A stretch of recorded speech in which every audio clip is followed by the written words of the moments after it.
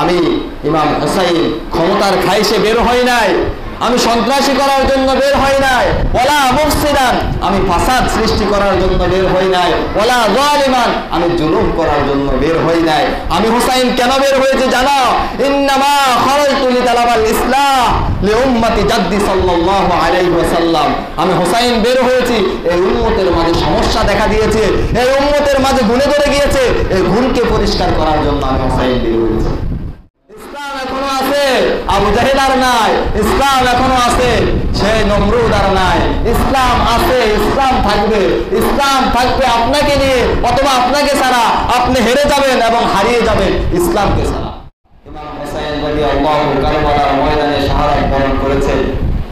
আমরা আজকের এই জুমাতে কারবালার সেই ইতিহাস আমরা জানবো ইনশাআল্লাহ। লা ইলমা লানা ইল্লা মা আল্লামতানা ইন্নাকা আনতাল আলিমুল হাকীম। সম্মানিত প্রিয় উপস্থিতি, সম্মানিত প্রিয় হাজিরিন, ইমাম হুসাইন কারবালার ময়দানে কেন শহীদ হয়েছেন, কেন তাকে শহীদ করা হয়েছে, কাদের হাতে তিনি শহীদ হয়েছেন, আমরা আজকে সেই সম্পর্কে জানব। বিশ্বনবী জনাব মুহাম্মদুর রাসূলুল্লাহ সাল্লাল্লাহু আলাইহি ওয়াসাল্লাম মক্কা থেকে মদিনায় হিজরত করে 10 বছর পর্যন্ত রাষ্ট্র প্রেসিডেন্ট ছিলেন।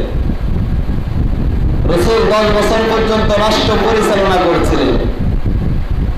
অতঃপর রাসূল সাল্লাল্লাহু আলাইহি ওয়াসাল্লাম যখন ইন্তেকাল করেছেন, ইন্তেকালের পূর্বে বিশ্বনবী জনাব মুহাম্মদুর রাসূলুল্লাহ সাল্লাল্লাহু আলাইহি ওয়াসাল্লাম তার কোন সাহাবাকে ক্ষমতা দিয়ে যান নাই। অতঃপর লোকেরা সবাই মিলে পরামর্শক্রমে হযরতে আবু বকর রাদিয়াল্লাহুকে খেলাফতের দায়িত্ব দিয়েছিলেন, খলিফা নিযুক্ত করেছেন। হযরতে আবু বকর রাদিয়াল্লাহু প্রায় 2 বছর 3 মাস পর্যন্ত খলিফার দায়িত্ব পালন করেছেন। অতঃপর তিনি যখন ইন্তেকাল করবেন, তার যোগ্য সন্তান ছিল হযরতে আব্দুর রহমান ইবনে আবু বকর। তিনি তার সন্তান আব্দুর রহমান ইবনে আবু বকরকে ক্ষমতা দিয়ে যান নাই, বরঞ্চ তিনি কি করেছেন? ওমরের কথা ঘোষণা করেছেন। ঘোষণা করার কারণ ছিল ওমর সম্পর্কে তার ধারণা ছিল, আবু বকর নিজে এটা ধারণা করেছিলেন যে আমার মৃত্যুর পরে খেলাফতের দায়িত্ব পালন করার একমাত্র যোগ্য ব্যক্তি হচ্ছে ওমর। কেন তিনি তার নাম ঘোষণা করেছেন? তার কারণ হচ্ছে তিনি জানেন ওমর খুব শক্ত হৃদয়ের মানুষ। ইসলামের ব্যাপারে ওমর খুবই কঠোর। আসাদ্দুহুম ফি আমরিল্লাহি ওমর। ইসলামের বিষয়ে, আল্লাহর নির্দেশ মানার বিষয়ে, আল্লাহর হুকুমকে বাস্তবায়নের বিষয়ে ওমর অত্যন্ত কঠোর।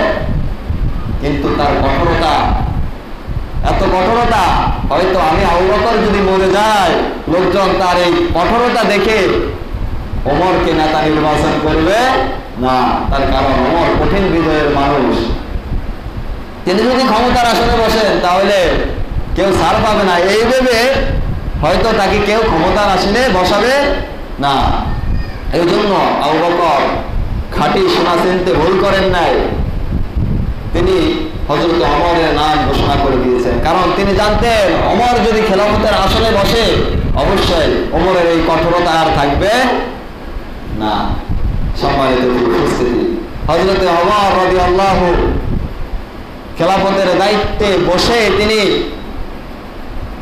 ঘোষণা দিয়ে দিয়েছেন, আয়ুনি মা আতাআল্লাহ ওয়া রাসূলা ফাইন আসাআল্লাহ ওয়া রাসূলাহু ফাসাদ্দিদুনি। তোমরা আমি ওমরের আনুগত্য করবে ততক্ষণ, আমি ওমর আল্লাহ এবং রাসূলের অনুসরণ করব ততক্ষণ। অতঃপর তিনি বলেন, ফাসাদ্দিদুনি, আমি ওমর যদি বিপদে চলে যায় তোমরা আমার ঘাড় ধরে আমাকে ঠিক পথে পরিচালনা করে দিবে। সুবহানাল্লাহ। চিন্তা করেছেন, কঠোর হৃদয়ের মানুষটা ক্ষমতার আসনে বসে বলছেন যে আমি আল্লাহর রাসূলের আনুগত্য যতক্ষণ করব, তোমরা আমি ওমরের আনুগত্য ততক্ষণ করবে। যখন আমি আল্লাহর রাসূলের আনুগত্য থেকে দূরে সরে যাব তখন তোমরা আমাকে ঠিক করে দিবে, তখন আর আমার আনুগত্য করার প্রয়োজন নাই। এই জন্য তিনি আল্লাহর কাছে দোয়া করতেন, আল্লাহুম্মা ইন্নী গালিযাল কলবি ফালাইনি। আল্লাহ, আমার হৃদয়টা অত্যন্ত শক্ত, আমার হৃদয়টাকে তুমি কোমল করে দাও, আমার হৃদয়টাকে তুমি নরম করে দাও। সুবহানাল্লাহ। সম্মানিত ভাই, সে ওমর প্রায় 10 বছর খলিফার আসনে বসেছিলেন, রাষ্ট্র পরিচালনা করেছিলেন, এমনকি অর্ধ পৃথিবী রাজত্ব করেছেন ওমর। অর্ধ পৃথিবী করেছে শাসন, দুলার তক্তে বসে খেজুর পাতার প্রাসাদ তোমার বারবার গিয়েছে বসে। কেমন ওমর ছিলেন, যে ওমরের ব্যাপারে বিশ্বনবী বলেন লাউ কানা নাবিয়্যা বা'দি লাকানা ওমর, আমার পরে কোনো নবী নাই, আমার পরে কোনো রাসূল নাই, আমার পরে যদি নবী হতেন আর রাসূল হতেন লাকানা ওমর, আল্লাহ ওমরকে রাসূল বানিয়ে দিতেন। সে ওমর 10 বছর পর্যন্ত ক্ষমতা পরিচালনা করার পর অতঃপর ওমর রাদিয়াল্লাহুকে নামাজের মধ্যে তাকে তার পেটের মধ্যে ছুরি ঢুকিয়ে দেওয়া হয়েছে। ওমর রাদিয়াল্লাহু সম্ভবত 3 দিন পর্যন্ত আহত ছিলেন। তারপরে যখন মৃত্যুবরণ করলেন, তার ছেলে আব্দুল্লাহ ইবনে ওমর এবং হাফসা রাদিয়াল্লাহু বলছেন যে আপনি তো মরে যাবেন, শহীদ হয়ে যাবেন, আপনার পরে কে ক্ষমতায় বসবে আপনি তাকে নির্বাচন করে দিয়ে যান। হযরত ওমর নির্বাচিত করলেন না, তিনি 6 জনের একটা কমিটি বানিয়ে দিয়ে গেলেন। তিনি বললেন আমি কাউকে নেতা বানিয়ে দিয়ে যাব না, কারণ আমার রাসূল কাউকে নেতা বানাই দিয়ে যান নাই, আমি রাসূলেরই অনুসরণ করলাম। অতঃপর হযরত ওমর রাদিয়াল্লাহু আনহু মৃত্যুবরণ করলেন। সবাই পরামর্শ ক্রমে হযরত ওসমান রাদিয়াল্লাহুকে খেলাফতের আসনে বসিয়েছেন। হযরত ওসমান রাদিয়াল্লাহু 12 বছর পর্যন্ত ক্ষমতা পরিচালনা করলেন, দেশ পরিচালনা করলেন, রাজত্ব করলেন 12 বছর। 12 বছর পর ওসমান রাদিয়াল্লাহুকে শহীদ করা হয়েছে। ক্ষমতা থাকা অবস্থায় ওসমান রাদিয়াল্লাহুকে শহীদ করা হয়েছে। অতঃপর লোকজন মিলে এবার আলী রাদিয়াল্লাহুকে খেলাফতের দায়িত্বে বসিয়েছে। কিন্তু আলীকে যখন খলিফা নির্বাচন করছেন তখন আলী বলছেন এটার যোগ্য আমি নয়, আমি তোমাদের নেতা হওয়ার যোগ্য নয়, আমাকে বানিও না। লোকজন বলছেন আপনি রাসূলের চাচাতো ভাই, আরেক দিক দিয়ে রাসূলের জামাই, অতএব আপনি এটার যোগ্য, আপনাকে ক্ষমতা পরিচালনা করতে হবে। অতঃপর লোকজন মিলে তাকে খলিফা নির্বাচন করলো। কিন্তু আলী রাদিয়াল্লাহু প্রায় 4.5 বছর পর্যন্ত খলিফার দায়িত্ব পালন করে তিনিও মৃত্যুবরণ করবেন। মৃত্যুর পূর্বে তার যোগ্য ছেলে ছিল ইমাম হাসান রাদিয়াল্লাহু, তিনি তার সন্তানকে নেতা বানিয়ে দিয়ে জান্নায় লোকজন পরামর্শ করে ইমাম হাসানকে নেতৃত্বের আসনে বসিয়েছিল। ইমাম হাসান যখন খলিফা, তিনি 6 মাস পর্যন্ত রাজত্ব করছেন। এর মধ্যে হযরতে মুআবিয়া রাদিয়াল্লাহু কিন্তু অন্য জায়গার গভর্নর ছিল, কিন্তু তিনিও রাসূলের সাহাবী, কিন্তু তিনি ইমাম হুসাইনের এই ক্ষমতা মেনে নেন নাই, কিন্তু বিরোধী তো ওইভাবে করেন নাই, আর বলেনও নাই হুসাইন হাসান ক্ষমতা আমি চাই, আমাকে দাও, এটাও বলেন নাই। কিন্তু তিনি তার প্রতি একটু অসন্তুষ্ট ছিলেন এবং যে জায়গার গভর্নর ছিলেন ওই জায়গার লোকগুলো ইমাম হাসানের প্রতি অসন্তুষ্ট মনোভাব তৈরি হয়ে গেল, কারণ তাদের গভর্নরের তো মনোভাব অন্যরকম। এই জন্য ইমাম হাসান চিন্তা করলেন যে উনিও তো রাসূলের সাহাবী, রাসূলের জলিল কদর সাহাবী, কাতিবুল ওহী, ওহী নাজিল হইলে, কোরআন নাজিল হইলে যারা লিখতেন তাদের মধ্যে হযরতে মুআবিয়া রাদিয়াল্লাহু অন্যতম ছিলেন। কিন্তু তিনি ইমাম হাসানকে ওভাবে মেনে না নেওয়ার কারণে ইমাম হাসান চিন্তা করলেন তিনি আমার চাচার বয়সী, তিনি যেহেতু মেনে নেন নাই, আমি ক্ষমতাটা তাকে ছেড়ে দিলাম। এতদিন পর্যন্ত কেউ চেয়ে নেন নাই ক্ষমতা, কিন্তু এবার মুআবিয়া রাদিয়াল্লাহু যদিও চেয়ে নেন নাই, কিন্তু তার মনোভাব চাওয়ার মতে ছিল। এই জন্য ইমাম হাসান কি করে দিয়েছেন, তাকে ক্ষমতা ছেড়ে দিয়েছেন। অতঃপর হযরতে মুআবিয়া রাদিয়াল্লাহু তিনি মৃত্যুর 10 বছর পূর্বে, তখনও ক্ষমতায়, তিনি ঘোষণা করে দিলেন যে আমি মৃত্যুর পরে ক্ষমতায় বসবে আমার সন্তান ইয়াজিদ। কে বসবে? এতদিন পর্যন্ত কেউ নিজেদের সন্তানকে বানিয়ে যান না, এবার মুআবিয়া রাদিয়াল্লাহু বলছে আমার পরে কে বসবে? ইয়াজিদ। সম্মানিত হাজিরিন, রাসূল সাল্লাল্লাহু আলাইহি ওয়াসাল্লামের মৃত্যুর পরে খেলাফত ছিল 30 বছর।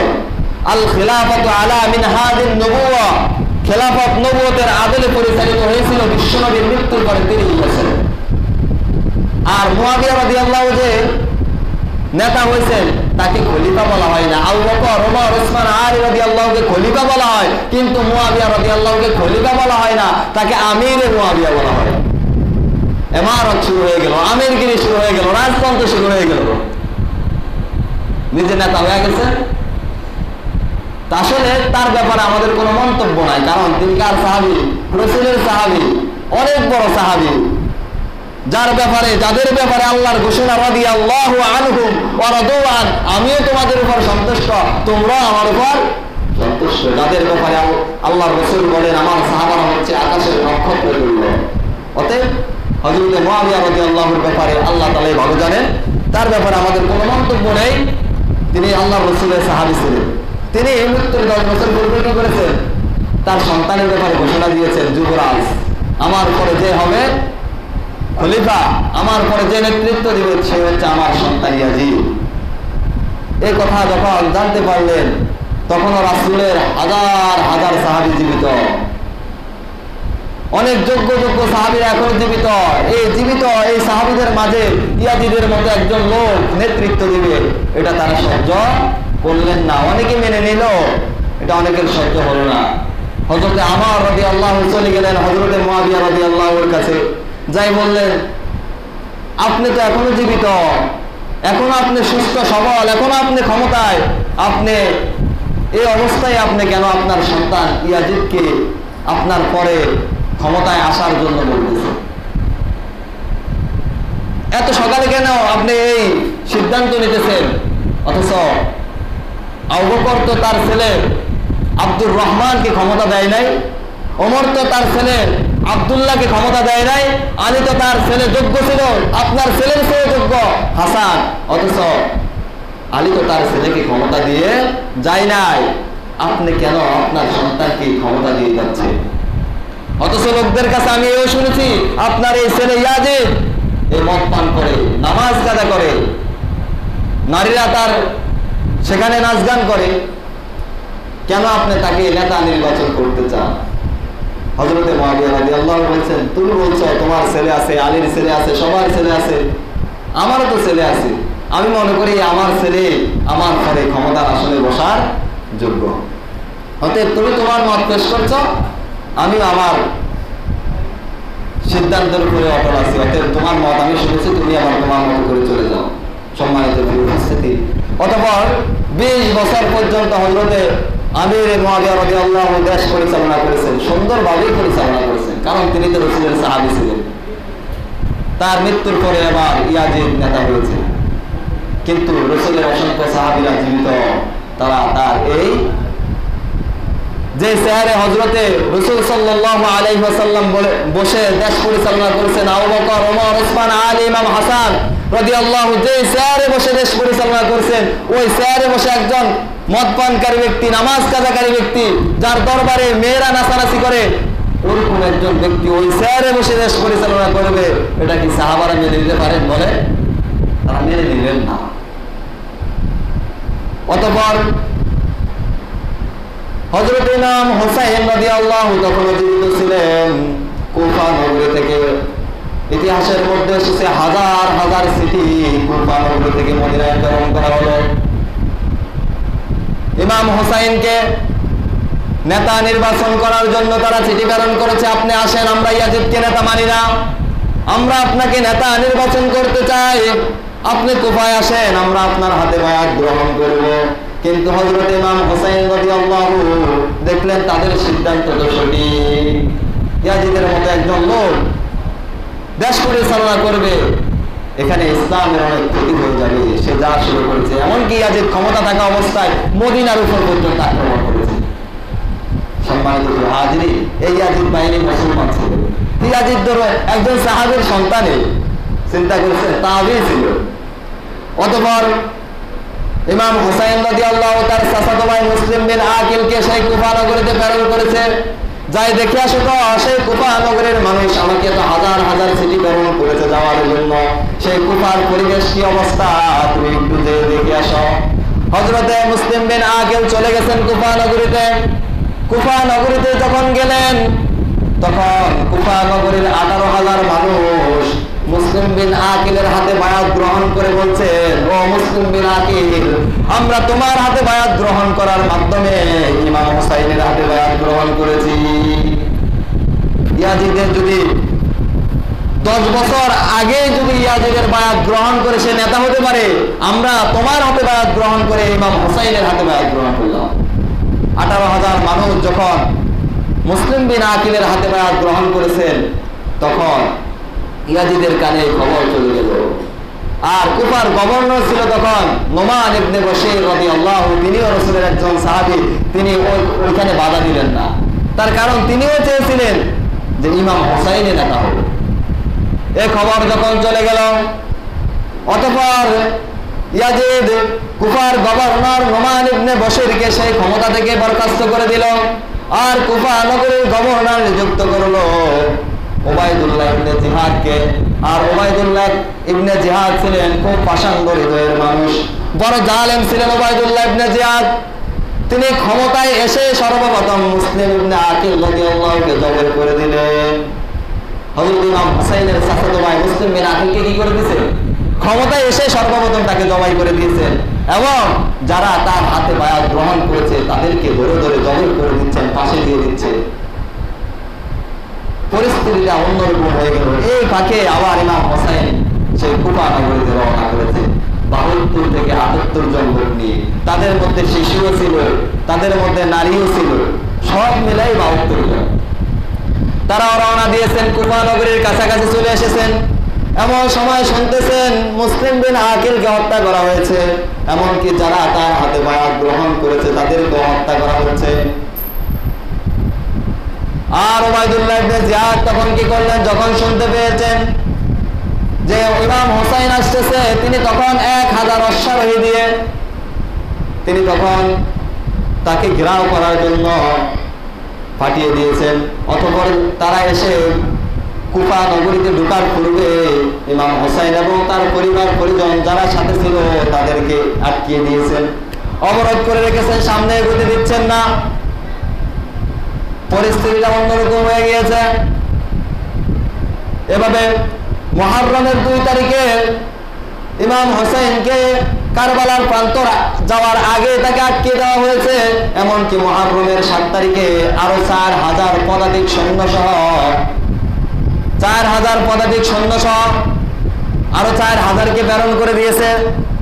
মোট 5000 সৈন্য দিয়ে হযরত ইমাম হুসাইন রাদিয়াল্লাহুকে কারবালার প্রান্ত ঘেরাও করে রাখা হয়েছে।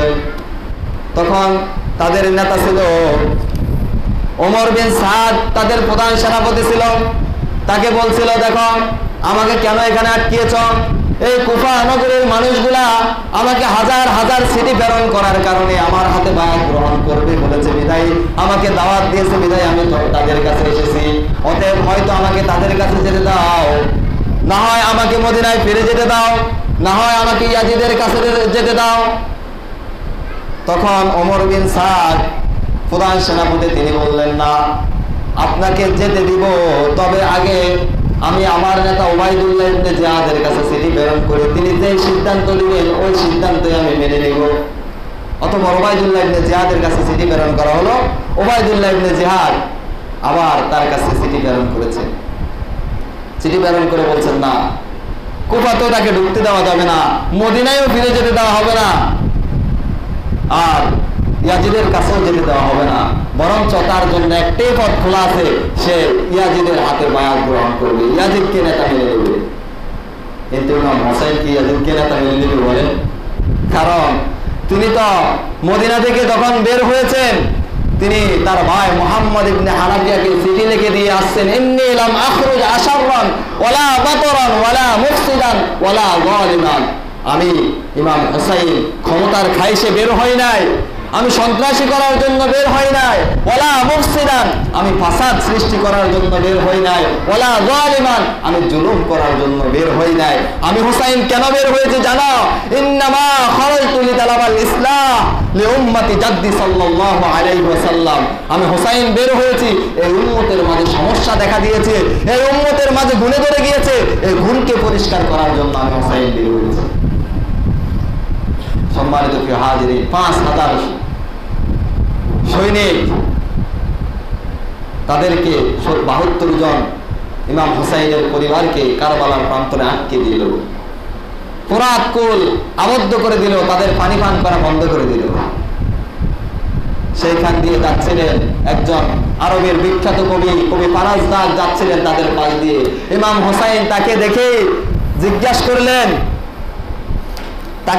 জিজ্ঞাসা করলেন বাইয়িল লানা নাবা'আন নাস খালফাক, তুমি তো কুফা নগর থেকে এসেছো, বলো বাইয়িল লানা নাবা'আন নাস খালফাক, পিছনের সেই মানুষগুলার কি অবস্থা, কুফার মানুষগুলার কি অবস্থা, তারা তো আমাকে ছিটে দিয়েছে আসার জন্য, এখন তাদের কি পরিস্থিতি।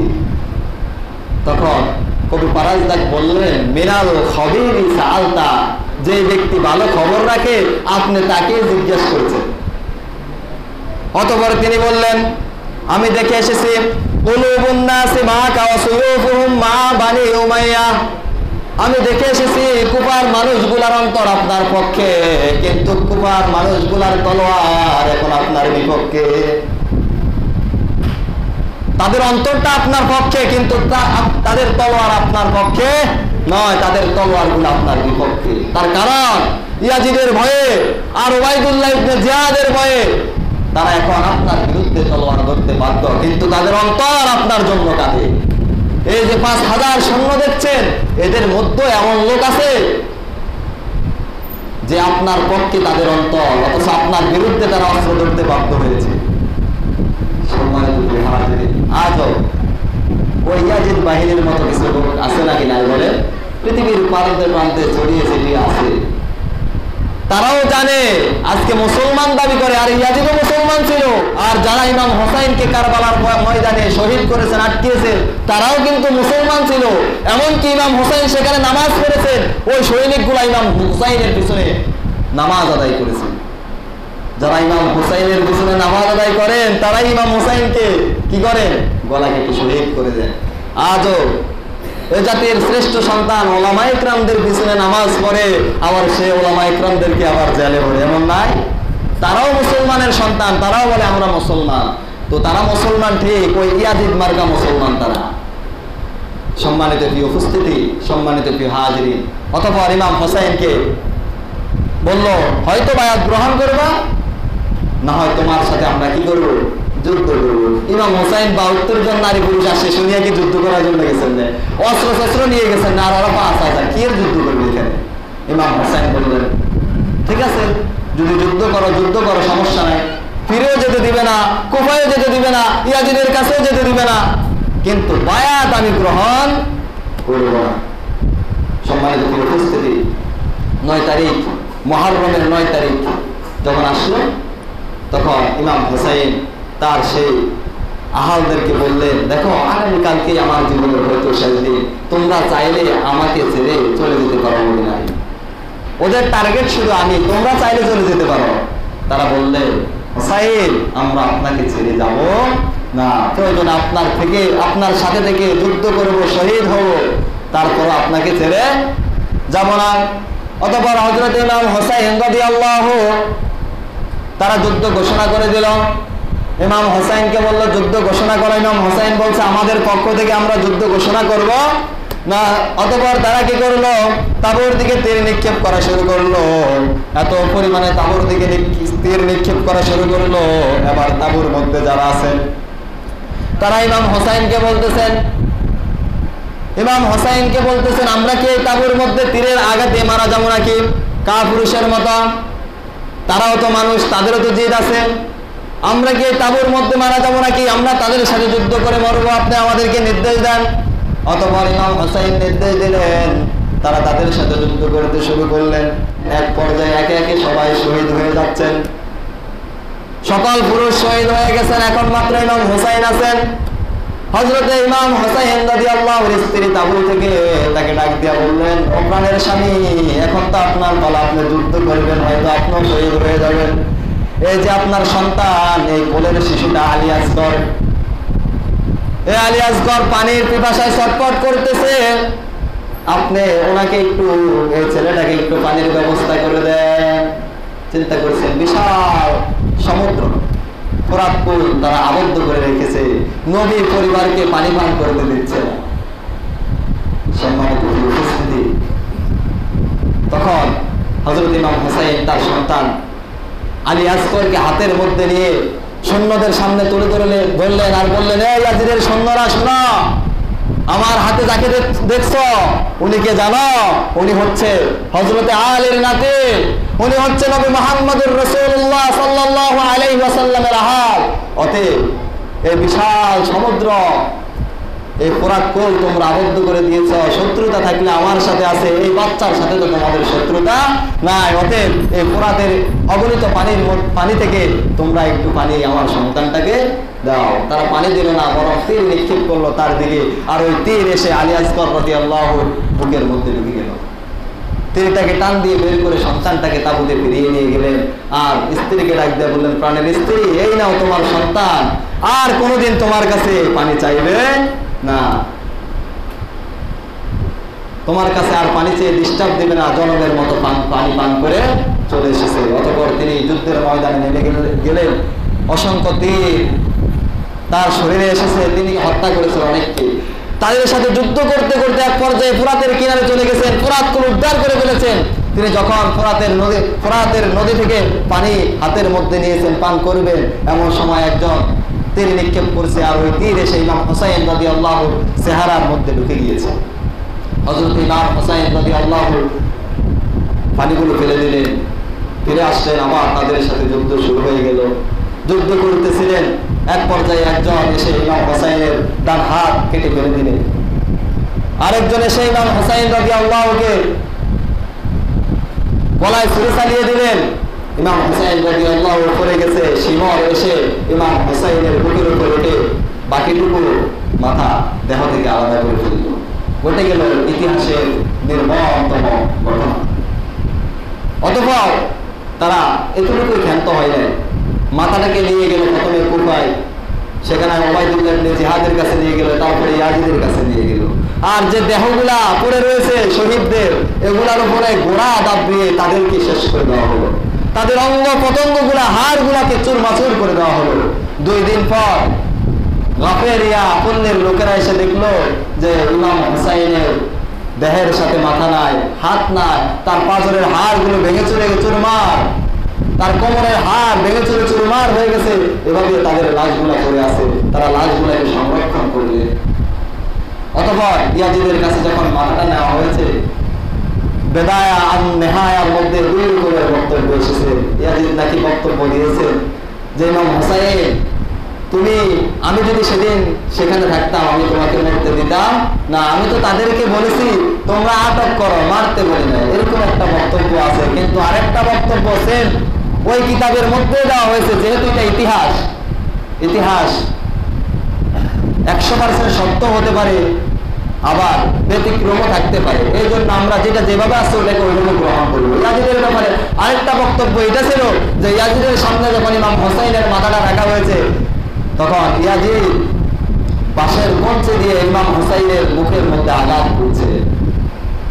সেখানে উপস্থিত ছিলেন আবু বারজা আল-আসলামী রাদিয়াল্লাহু উপস্থিত ছিলেন, বৃদ্ধ সাহাবী রাসূলের, তিনি উপস্থিত ছিলেন। ইয়াজিদ যখন বাঁশের কঞ্চি দিয়ে ইমাম হুসাইনের মুখের মধ্যে আঘাত করছেন, ইয়াজিদকে ডাক দিয়া বলছেন, হে ইয়াজিদ, কার মুখের মধ্যে তুমি আঘাত করেছো তুমি কি জানো?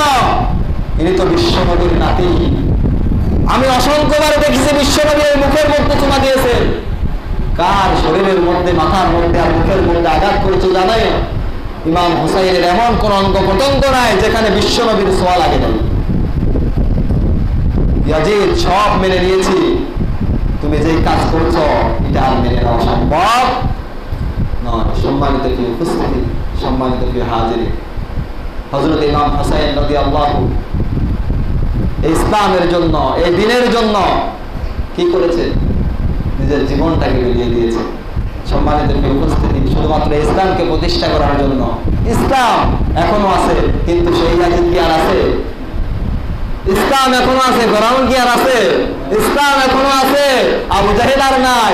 ইসলাম এখনো আছে, সেই নমরুদ আর নাই। ইসলাম আছে, ইসলাম থাকবে। ইসলাম থাকবে আপনাকে নিয়ে অথবা আপনাকে ছাড়া। আপনি হেরে যাবেন এবং হারিয়ে যাবেন ইসলামকে ছাড়া। সম্মানিত হাজিরিন, ইসলাম সেতু এক পরশ, মানে তারেকে পেয়েছে খুঁজি, পরশে তাহার সোনা হলো যারা, তাদের মোরা বুঝি। আজ বুঝি কেন বলিয়াছিলেন শেষ পয়গাম্বর, মোর পরে যদি নবী হতো কেউ হতো সে এক ওমর।